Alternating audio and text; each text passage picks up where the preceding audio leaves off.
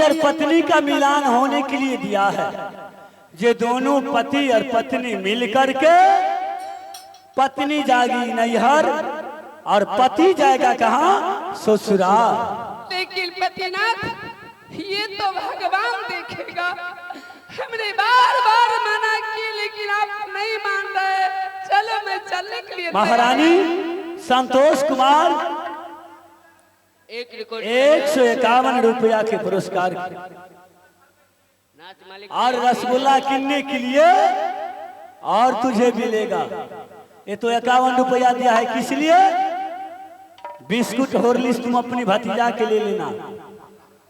रसगुल्ला आप खाइएगा, मुझे परिवार में या मैं नहीं खाती हूँ। पतिनाथ चलिए मैं चलने के लिए तैयारी हूँ। चलिए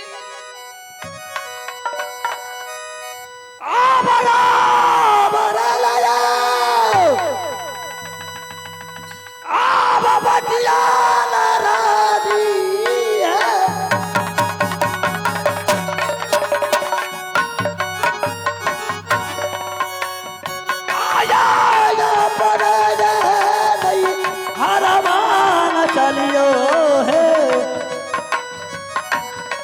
रानी चलिए।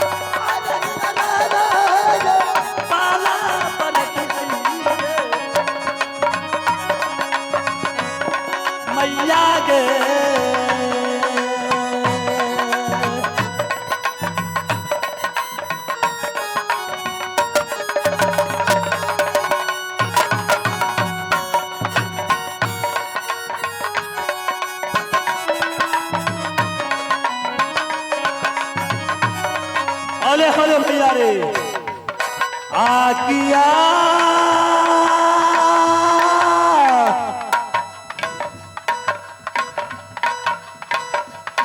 गई मई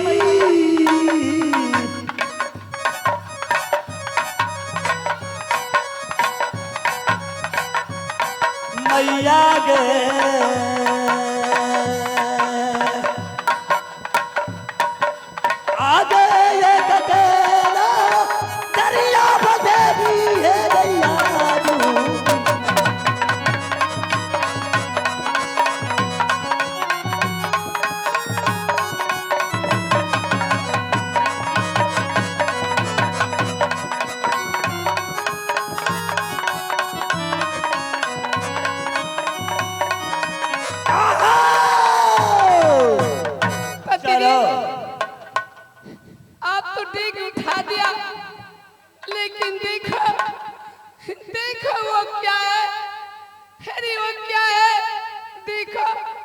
वो पंछी है। ये सिर पे रखते हुए चला गए।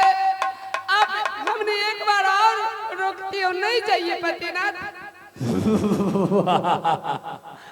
महारानी पंछी का काम है गाछ वृक्ष पर बोलना, घर आंगन में बोलना। तो पक्षी जो बोलती है ना, तो किसान भाई क्या बोलता है, आज कुटुंब आने वाला है। इसीलिए महारानी तुम अपने सासुर से जो नैहर जा रही है, उसी खुशी पर ये पक्षी बोलता है। चलो चलिए पतिनाथ, चलिए मैं चलने के लिए तैयारी हूँ। आई है पिया देगो नाही ये उठाई बेईमान माहे पूरा नगरिया है जाजमपुर नगरिया बेईमाना माहिया आखिया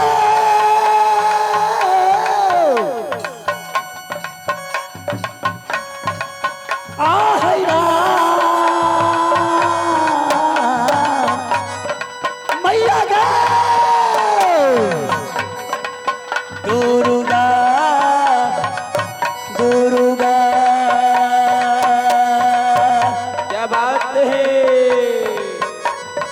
आबामा से गई तो हिनमा देवी गे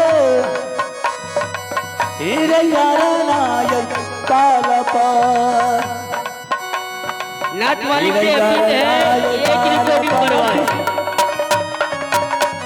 नाच मालिक से अपील है कि एक रिकॉर्डिंग करवाए और साउंड ऑपरेटर गाना लगाए। नाच मालिक से अपील है कि एक रिकॉर्डिंग प्लीज।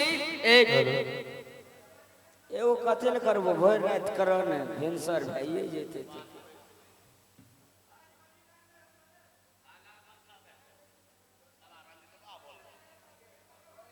एक रिकॉर्डिंग नाच मालिक से अपील है कि एक रिकॉर्डिंग प्लीज। एक रिकॉर्डिंग